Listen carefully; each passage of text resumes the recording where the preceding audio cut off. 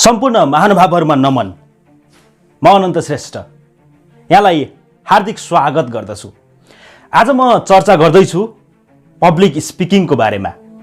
यो अलिकति गहन विषय भएकोले यसलाई मैले दुई भागमा विभाजन गरेको छु, जस अन्तर्गत पब्लिक स्पिकिङ के हो, यसलाई सिक्न किन आवश्यक छ, यसलाई कसले सिक्न सक्दछ र कसरी सिक्न सकिन्छ, साथै 4 स्तम्भ जसमा पब्लिक स्पिकिङ टिकेको छ, एक चेकलिस्ट र केही अभ्यासहरू जसले तपाईको पब्लिक स्पिकिङ स्किललाई इन्हान्समेन्ट गराउँदछ। अब सुरु गरौँ। पब्लिक स्पिकिङ के हो त? सामान्यतया सार्वजनिक रूपमा विचार राख्नु, औपचारिक कार्यक्रममा बोल्नु, सामान्य सामान्य हुने अन्तर्वार्ता, कुनै दुई व्यक्ति बीच हुने अन्तरसंवाद वा कुनै ग्रुपलाई सम्बोधन गरेर बोलिने चीज आदि इत्यादिलाई हामी पब्लिक स्पिकिङ भनेर बुझ्ने गर्दछौं। जोन फिटग्राल भन्नुहुन्छ, public speaking is the art of diluting 2-minute idea with a 2-hour vocabulary. उहाँको अनुसार हाम्रो 2 मिनेटको विचारलाई यसरी व्याख्या र विवेचना गरौँ कि 2 घण्टासम्मको बनोस्। अर्थात् लिपिबद्ध तरिकाले आफ्नो विचारलाई शब्दावलीमा ढालेर अडियन्सको अगाडि नेचुरल तरिकाले सहज रूपमा आत्मविश्वासको साथ गरिने प्रस्तुतिलाई नै हामी पब्लिक स्पिकिङ भन्छौँ। अर्थात् त्यो नै पब्लिक स्पिकिङ स्किल हो। विशेष गरी 3 चीजमा ध्यान दिनुपर्ने हुन्छ: कन्फिडेन्स, नलेज, बिलिभ। यो कलाले तपाईलाई प्रभावकारी वक्ता बनाउँदछ। अब कुरा गरौँ यो सिक्नका लागि के योग्यता चाहिन्छ, यो कसले सिक्न सक्छ। जम्मा 3 वटा योग्यता आवश्यक छ जसले तपाईलाई यो यात्रामा अगाडि बढाउँदछ। त्यो हो PPP model, passion, purpose, podcast. यति भयो भने तपाईले पनि सिक्न सक्नुहुन्छ। प्यासन अर्थात् यो त्यसैले सिक्न सक्छ जसमा कुनै चीज सिक्ने जुनून छ, जसमा कुनै चीज सिक्ने अटुट अभिलाषा छ। उदाहरणको लागि कुनै व्यक्तिले न्यूनतम पारिश्रमिकमा उच्चतम लगनको साथ काम गर्दछ भने उसमा कुनै न कुनै चीज सिक्ने, केही न केही गर्ने जुनून छ, प्यासन छ। नभए कसैले पनि आफ्नो तलब भन्दा बढी काम गर्दैन। दोस्रो छ पर्पज। हाम्रो सिक्नको उद्देश्य के हो? हाम्रो सिक्नुको उद्देश्य भनेको अरूको जीवनमा रूपान्तरण ल्याउनु, आफ्नो बिलिफलाई अरूमाझ पुर्याउनु, अरूको भरोसामाथि विश्वास राख्नु। अर्थात् हामीले उद्देश्य भेट्छौँ। अर्को उदाहरण लिएर बुझ्न कोसिस गरौँ जुन हामीमाझ कमन छ। मानौ तपाईको साथी नियमित जिम गइरहेको छ। अब तपाई पनि सोच्नुहुन्छ म पनि जिम जोइन गर्छु, र उसले पनि तपाईलाई जोइन गर्नका लागि प्रेरित गर्छ। उसको जिम जोइन गर्नको उद्देश्य फिजिकल फिटनेस रहनु अथवा स्वस्थ रहनु अथवा अरू कुनै हुन सक्छ। तपाईको जिम जोइन गर्नुको उद्देश्य के हो?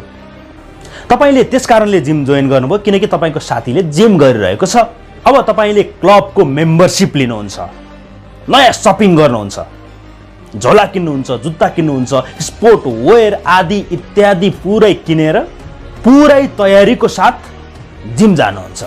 पहिलो दिन बिङ्गो अत्यन्तै रमाइलो लाग्छ। 1 हप्तासम्म राम्रै लाग्छ, ठिकठाक लाग्छ। त्यसपछि अलिकति पीडा सुरु हुन थाल्छ, दुखाइ सुरु हुन थाल्छ। 1 महिनासम्म यति पीडा हुन्छ, यति दुख्छ कि हामीले आफ्नो जिमसँगको सम्बन्ध तोडिसकेको हुन्छौँ। अर्थात् हाम्रो उद्देश्य त्यही छुट्न पुग्छ किनकि त्यो हाम्रो उद्देश्य नै थिएन। अब कुरा गरौँ तेस्रो र अन्तिम योग्यताको, त्यो पडकास्ट। अर्थात् हामीले आफ्नो विचारलाई आवाज दिनुपर्छ। आफ्नो विचारलाई आवाज दिनु, आफ्नो विचारमाथि विश्वास गर्नु, जसलाई हामी पडकास्ट भन्छौँ। Speak what you think and act what you say. यसलाई एउटा उदाहरणसहित बुझ्ने कोसिस गरौँ। एक चिहान घारीमा, मसान घाटमा मान्छेहरू मात्र गाडिएको छैन, जलाइएको छैन। वास्तवमा ती मानिसहरू मात्र होइन।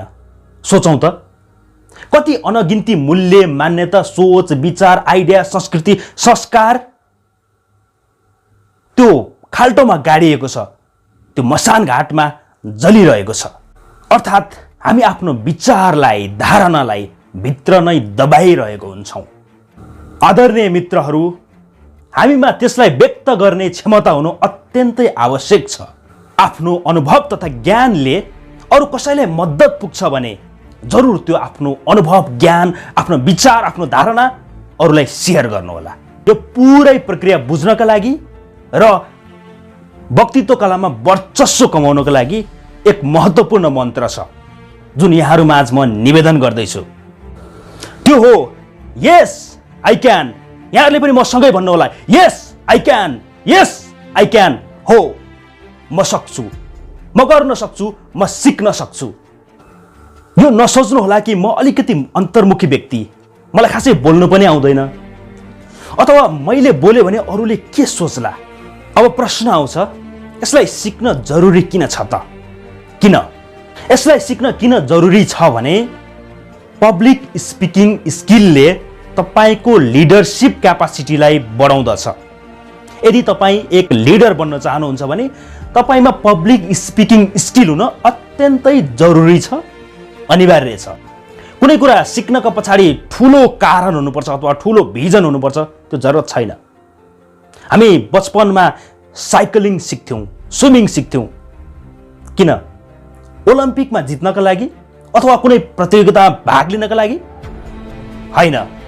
सुरुमा त हामी आफ्नो साथीहरूसँग समय बिताउनका लागि, साथीहरूले पनि त्यसै गर्थे, त्यसकारण हामी साइक्लिङ सिक्थ्यौँ, त्यसकारण हामी स्विमिङ सिक्थ्यौँ। हामीलाई साथीहरूसँग समय व्यतीत गर्न रमाइलो लाग्थ्यो। त्यो सँगसँगै हाम्रो मोटर डेभलपमेन्ट, कन्सन्ट्रेसन, फोकस, हेल्थको इम्प्रुभमेन्टको लागि, जसले हामीलाई एउटा सक्षम व्यक्ति बनाउनको लागि सहयोग गर्दछ। पब्लिक स्पिकिङ स्किललाई पनि यसै गरी हेरौँ। तपाईँ ठुलो नेता बनेर भाषण गर्नुपर्छ अथवा ठुलो मञ्चमा गएर उद्घोषण गर्नुपर्छ अथवा टेड एक्सको स्पिकर बन्नुपर्छ, त्यो जरुरत छैन। हामीलाई यसैले पनि सिक्न जरुरत छ कि हामीले आफ्नो दैनिक जीवनयापनमा बातचित गर्नका लागि सहज होस्।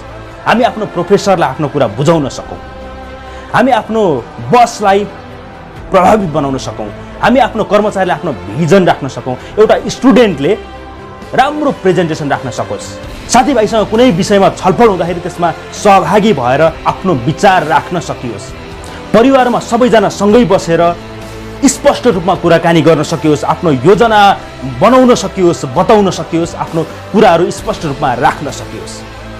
यसको अलावा अरू पनि धेरै फाइदाहरू छ। तपाईँले आफ्नो प्रोफेसनल गोल अचिभ गर्न सजिलो हुन्छ, तपाईँले आफ्नो ग्रोथ रेट ट्र्याक गर्न सक्नुहुन्छ, तपाईँले आफ्नो आइडियाहरू सेयर गर्न सक्नुहुन्छ, अरूको विश्वास जित्न सक्नुहुन्छ, अरूलाई सहज रूपमा कन्भिन्स गर्न सक्नुहुन्छ, राम्रो सम्बन्ध स्थापित गर्न सक्नुहुन्छ, तपाईँ लोकप्रिय बन्न सक्नुहुन्छ। यो सबै कुरा त बुझियो, तर स्टेज देख्ने बित्तिकै डर लाग्छ।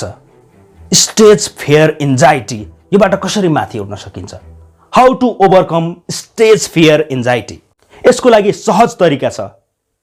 ऐना अगाडि बसेर त्यो व्यक्तिसँग कुरा गर्नुहोस् जुन व्यक्तिलाई हामी अक्सर इग्नोर गरिरहेको हुन्छौँ। त्यो व्यक्ति को हो? त्यो व्यक्ति हामी आफै हौँ। हामी आफैसँग कुरा गर्दैनौँ, हामी आफैलाई बताउँदैनौँ कि हामी आफैलाई के आवश्यक छ। बस तपाईँले त्यही काम गर्ने हो पब्लिक स्पिकर बन्नका लागि। ऐना हेरेर कुरा गर्नुहोस्, ऐना हेरेर अभ्यास गर्नुहोस्, अडियो रेकर्ड गर्नुहोस्, भिडियो रेकर्ड गर्नुहोस् र सुन्नुहोस्। सुरुमा आफ्नो आवाज आफैलाई नराम्रो लाग्न सक्छ, त्यसबाट हामीलाई मेरो राम्रो पक्ष के छ, मेरो नराम्रो पक्ष के छ एकदम स्पष्ट रूपमा थाहा हुन्छ। राम्रो पक्षलाई हामीले निरन्तरता दिने र नराम्रो पक्ष के छ त्यसमा हामीले त्यसलाई घटाउनको लागि मेहनत गर्ने, काम गर्ने। त्यसपछि तपाईँको नयाँ यात्रा सुरु हुन्छ पब्लिक स्पिकिङको। अब कुरा गरौँ चारवटा त्यो स्तम्भ जसमा पब्लिक स्पिकिङ टिकेको छ। Tune, funda, get on stage, build authority and credibility, engage with audience. Funda के हो? मतलब तपाईँ गिभर बन्नुहोस्, जो रूपान्तरण चाहन्छ, आफ्नो कुराले अरूलाई सानो सानो भए पनि सहयोग पुगोस् भन्ने चाहन्छ। जो गिभर हो, टेकर होइन, क्रिएटर हो, फलोअर होइन। नजानेको कुरा सिकेर आफ्नो भ्यालु बढाउन सकिन्छ, आफूसँग भएको विचार, आइडिया, समाधान, सरसल्लाह अरूलाई बताउन सकिन्छ। तपाईँको अरूसँग कुरा गर्नुको फन्डा के हुनसक्छ? उदाहरणका लागि एकजना मान्छे निराश भइरहेको छ, दुःखी भइरहेको छ, उसलाई हँसाउनको लागि जोक्सहरू भन्न सकिन्छ। कमेडी तपाईँको फन्डा भयो। तपाईँले कुनै सामान बेच्नु छ भने यसरी प्रस्तुत गर्नुहोस् कि यसरी प्रस्तुति दिनुहोस् कि त्यो मान्छेले नाइ भन्न नसकोस्। सामान बेच्नु तपाईँको फन्डा भयो। दोस्रो पिल्लरको बारेमा चर्चा गरौँ, गेट अन स्टेज। यसको लागि सबैभन्दा महत्त्वपूर्ण पक्ष छ, मैले अगाडि पनि भनिसकेको छु, इन्ट्रापर्सनल कम्युनिकेसन। हामी आफैसँग कुरा गर्नु। एक्लै कुरा गर्नु भनेको पागलपन होइन, यो गन्थन पनि होइन, यो त एक मन्थन हो। जस्तो म कुन विषयमा बोल्दैछु, कुन कुन कुरा समावेश गर्ने हो, त्यसमा म कसरी प्रस्तुत हुन्छु, यी सम्पूर्ण कुरालाई मन्थन भनिन्छ, जसले तपाईँको प्रस्तुतिलाई एकदम नेचुरल बनाउँछ। परिस्थितिसँग नभाग्नुहोस्, संयमित बन्नुहोस्। तपाईँले टपिक छान्दाखेरि यस्तो टपिक छान्नुहोस् कि जुन कुरामा तपाईँको विशेषज्ञता छ। यदि तपाईँले आफ्नो विशेषज्ञता भन्दा बाहिरको विषय छानेर बोल्नुभयो भने बिचमा फेरि प्रश्नहरू आउन सक्छ। त्यो बेला तपाईँ अत्तालिन सक्नुहुन्छ, तपाईँको प्रस्तुति सुगा रटाई जस्तो हुनसक्छ र परिस्थितिलाई सम्हाल्नका लागि पसिना छुट्न सक्छ। त्यसैले तपाईँ जुन कुरामा पोख्त हुनुहुन्छ त्यही कुरामा बोल्नु होला, त्यही कुरामा प्रस्तुति दिनु होला। कालान्तरमा तपाईँ जुनसुकै विषयमा पनि बोलिरहन सक्नुहुन्छ। तेस्रो पिल्लरको बारेमा चर्चा गरौँ, बिल्ड अथोरिटी एन्ड क्रेडिबिलिटी। अर्थात् तपाईँको कुरामा अथोरिटी एन्ड क्रेडिबिलिटी कसरी आउँछ? तपाईँको कुरामा प्राज्ञिक ज्ञान होस्, अनुभव होस्। त्यसको साथसाथै परिस्थितिसँग सजग हुन पनि आवश्यक हुन्छ। परिस्थिति हामीले सधैँ सोचेको जस्तो नहुन सक्छ। म पुरै पूर्व तयारीको साथ सरर जान्छु, सबैजनाले मलाई अभिवादन गर्नेछन्, म फरर आफ्नो प्रस्तुति राख्छु, सक्छु, नो प्रब्लम भनेर तपाईँ जानुहुन्छ। तर त्यहाँ पुग्दाखेरि कोही मोबाइल चलाइरहेको छ, कोही आपसमा गफ गरिरहेको छ। के गर्ने? फरर आफू मात्र बोलेर त भएन। यसैले भनिन्छ सिचुएसन अवेरनेस, परिस्थितिप्रति सचेत। सधैँ आफ्नो पूर्व तयारीको भरमा मात्र नटिक्नुहोस्। यद्यपि पूर्व तयारी अनिवार्य नै छ। तपाईँलाई अडियन्सको बारेमा पूर्व जानकारी हुन आवश्यक छ। मानौ तपाईँ स्कुलको बच्चाहरूको लागि प्रेजेन्टेसन दिन जाँदै हुनुहुन्छ र त्यहाँ पुगिसके पछाडि बच्चाहरू एक आपसमा एकदम चिच्याइरहेका छन्, हल्ला गरिरहेका छन् भने तपाईँ अब प्रेजेन्टेसन दिनुहुन्न। सुरुमा उनीहरूलाई इङ्गेज गर्नुहुन्छ, उनीहरूको ध्यान खिच्नुहुन्छ आफूतिर, त्यसपछि मात्र प्रेजेन्टेसनको बाटो आउँछ। अब चौथो पिल्लरको बारेमा कुरा गरौँ, इङ्गेज विथ अडियन्स। इङ्गेज गर्नका लागि अडासिटी आवश्यक पर्छ, बोल्डनेस आवश्यक पर्छ। अर्थात् तपाईँको बारेमा अरूले के सोध्छ भन्ने त्यो ख्याल दिमागबाट हटाइदिनुहोस्। र दोस्रो पक्ष जसले अडियन्सलाई इङ्गेज गर्छ त्यो हो कहानी। हामी सानो छँदाखेरि शिक्षकले हामीलाई कथा भन्नुहुन्थ्यो, हाम्रो ग्रान्ड प्यारेन्ट्सले हामीलाई कहानीहरू सुनाउनुहुन्थ्यो। त्यो बेला हामी एकदम मस्त तरिकाले कहानीमा हराउँथ्यौँ। बस तपाईँले पनि त्यसै गर्ने हो। कहानीले हाम्रो दिमागमा एक खालको छाप बनाउँदछ। हामी बोलिरहेका हुन्छौँ, मानिसहरूले त्यसलाई काल्पनिक दृश्य बनाइरहेको हुन्छ। बस हामीले त्यही दृश्यलाई प्रभावकारी बनाउने हो। हामीले ठुलो राजनीतिक नेताको भाषण सुन्दा होस् वा कुनै प्रभावशाली व्यक्तिलाई सुन्दा होस्, कहानी केन्द्रित नै पाउँछौँ। त्यसको अलावा के गर्न सक्नुहुन्छ? पडकास्ट सेयर गर्न सक्नुहुन्छ, अडियो भिजुअल एड बनाउन सक्नुहुन्छ, एकदम प्रभावकारी खालको पावर पोइन्ट प्रेजेन्टेसन तयार गरेर प्रस्तुत गर्न सक्नुहुन्छ, जसले अडियन्सको ध्यान आकर्षण गराउँछ, तपाईँको कुरा सुनिरहनु मन लाग्ने बनाउँदछ। यो मात्र सैद्धान्तिक कुरा होइन, अत्यन्तै व्यवहारिक कुरा हो। यदि यो कुरालाई तपाईँले व्यवहारमा उतार्नु भयो भने तपाईँ एक प्रभावकारी वक्ता बन्न सक्नुहुन्छ। बाँकी विषयवस्तुसहित म यहाँहरूसँग अर्को भागमा भेट्नेछु। हस्, धन्यवाद, नमस्कार।